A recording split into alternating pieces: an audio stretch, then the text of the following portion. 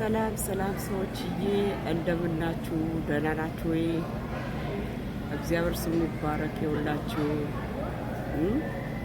ኢየሱስ ክርስቶስም በሰባተኛው ቀን አረፈን አይደለም የሚባለው። እኛም እሁድን ለጌታ ምን የመሰለ ብሌሲንግ ነበረ።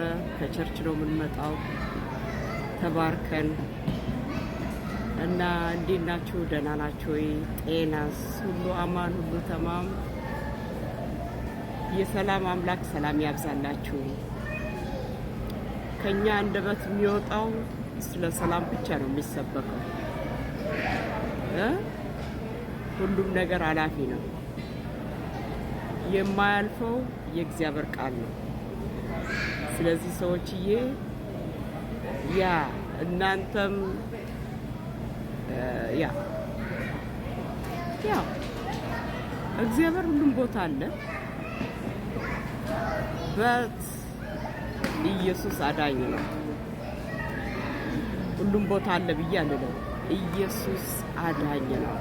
ኢየሱስ ሽባውን የሚፈታ፣ አንካሳውን የሚያዘልል፣ ሙታንን የሚቀሰቅስ።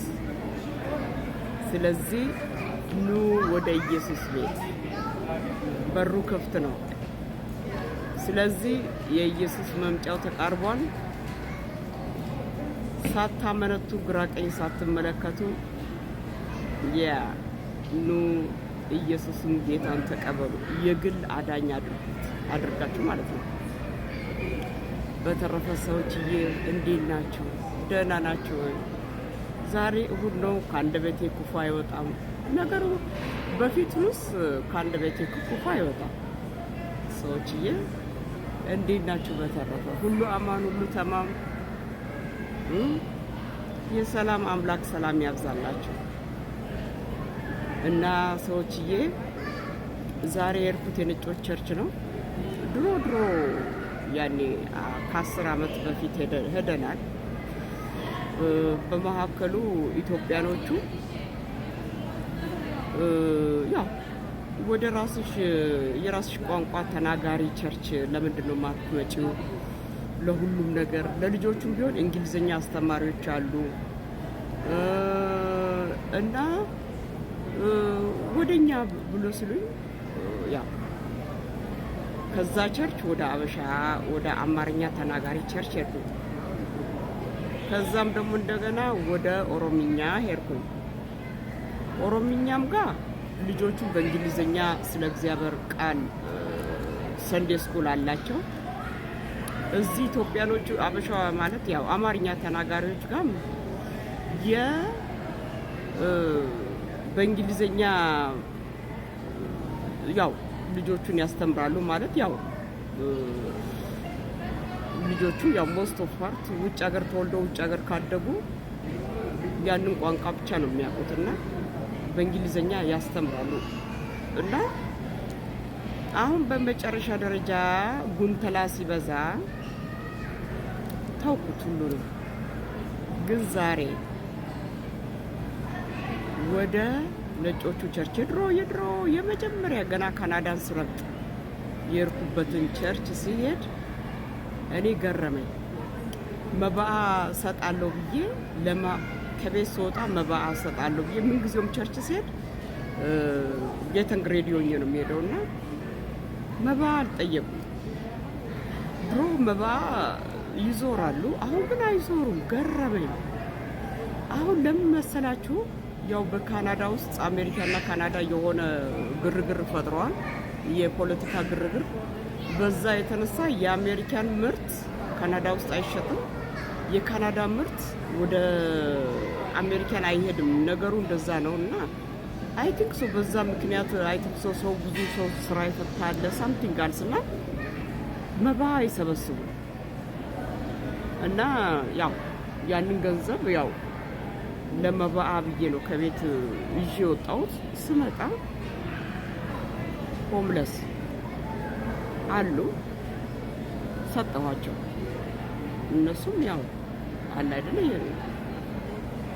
እኔ ደግሞ አንድ ነገር ብዬ ፕላን አውጥቼ ያዘጋጀሁትን ነገር ለራሴ መጠቀም ይደብረኛልና ሰጠኋቸው ለነሱ ማለት ነው ያው። ስለዚህ በእነሱ ሀገር መተን እኛ እንዲፏ ብለን ደምቀን ቤት ገዝተን መኪና ገዝተን ቆንጆ ስራ ይዘን ሰክሰስፉል ሆነን ስንኖር እነሱ ደግሞ ያው መጥፎ ነገር እያጨሱ ለዚች ሀገር ያው ፈርስት ኔሽን ማለት የመጀመሪያ እንትን ማለት ነውና እነሱ ደግሞ እንደዚህ ሲሆኑ እኛ ደግሞ ለነሱ እጃችን መዘርጋት አለብን። ገባችሁ? ስለዚህ ለነሱ ሰጠውኝ ማለት ነው። ምን ያህል እንደሰጠው ግን አልነግራችሁም። ግን የገረመኝ ሰዎችዬ ባለፈው ጊዜ ኢትዮጵያኖች ጋር ሄጃለሁ ማለት ሀሚት እንዳይሆንብኝ ሰማይ ብትገለበጥ መባ መሰብሰብ ወደ ኋላ አይደል መድኃኒዓለም። ግን እዚህ ብቻ ገረመኝ። ዲፍረንስነቱን ተመልከቱ። እናንተ ከፈለጋችሁ ፖስታ ውስጥ ጨምራችሁ ስማችሁን ጽፋችሁ የእናንተ ኢሜይላችሁ ምናችሁን አድርጋችሁ ማስገቢያ ቦታ ለዛ ታስገባላችሁ እንጂ እንደ ድሮ እቃ ምናምን ይዞ መባ አይጠይቁም ነጮቹ። እና በጣም ገረመ። እና ነጮቹ እኮ በጣም አንደርስታንድ ያደርጋሉ። አንድ ሰው ካለው ይሰጣል አይደለ እንዴ? ግን መድኃኒዓለም ኢትዮጵያኖቹ ቢሆን ተስተካከሉ። መድኃኒዓለም በአሁኑ ሰዓት ስራ ፈት ብዙ አለ። ሰው ቸርች እንዳይሄድ በዚህ ምክንያት ተሸማቆ ወደ ቤታቸው የቀሩ ሰዎች አሉና ለምንድን ነው እናንተ ሁሌ ትበላላችሁ፣ ትጨምቃላችሁ? ሰውን እኮ እንደ ጋቢ ጨምቆ ነው የሚያሰጡት የኢትዮጵያኖች ቸርች ማለት ነው። የኦሮሞኛም ቸርችም ቢሆን ሲምላል ሰውን እንደ ጋቢ ጨምቆ ነው የሚያሰጡት። እና ሰው ሲኖረው ማንም ሰው ሳያስገድደው ሰው በፍላጎቱ ይሰጣል። እናንተ ግን እንደዚህ መባ በየሰው ፊት ላይ አምጥታችሁ እንደዛ እንትን ስትሉ ይሄኛው ሰው ካልሰጠ ይሸማቀቃል። ሰውን አታሸማቀቁ። መድኃኒዓለምን ተው ውስጥ ይህንን ለአንድ ለሁለት ዓመት ታገሱ። በቃ የመጣው ኦል ካናዳ ነው ይሄ ችግር መከራው። ስለዚህ ሰው ከቸርች አይቀር ፕሊስ፣ በእናታችሁ እስፔሻሊ የኢትዮጵያኖች ቸርች፣ የኦሮምኛ ቸርች መድኃኒዓለምን ሰው በዚህ ምክንያት ከቸርች ይቀራሉ። እንደገና ደግሞ ወደ አልባሌ ያልሆነበት ቦታ ይሰማራሉ። እና እስቲ ለአንድ ለሁለት ዓመት ጋብ ሰዱ እና ይሄ ሳህን ምናምን ይዛችሁ ሰው አፍንጫ ውስጥ አትጨምሩ። እና ሰው በፍላጎቱ በየወንበሩ ላይ ፖስታ አለ አይደለ እንዴ?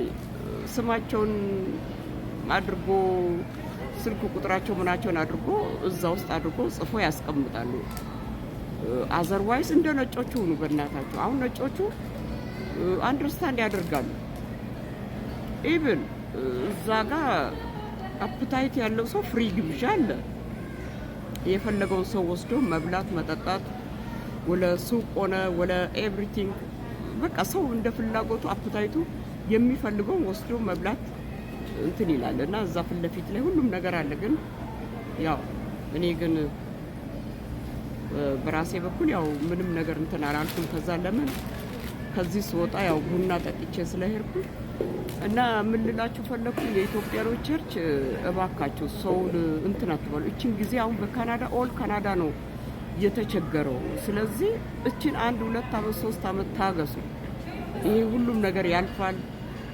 የድሮ ቦታ የስራ በር ይከፈታል። እና ሰውን እንትን በሉ። ሰው $10 $20 $5 ያንን ዳቦ ለልጆቻቸው ቢገዙበትስ? ብዙ ሰው ነው ካናዳ ውስጥ ስራ የሌላቸው ነጮቹም ሆነ ጥቁሮቹ። እና እናንተ የሰው ሀጃ የላችሁም። እና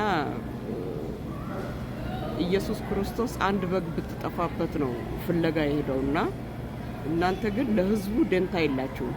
እናንተ ያላችሁ ፎከሳችሁ ገንዘብ ላይ ነውና እኔ የምላችሁ ለ1 ለ2 እስከ 4 ዓመት ታገሱ። በቃ የፈለገው ሰው ይስጥ። ሰው ካለው ይሰጠዋል። ማንም ያው ዛሬ ማን አስገደደ? በራሴ ፍላጎት ነው ይዤ ሄድኩ። በቃ እነሱ ስለንትን ስለማይሉ ለሆምለስ ሰጠው። ገባችሁ እንደዛ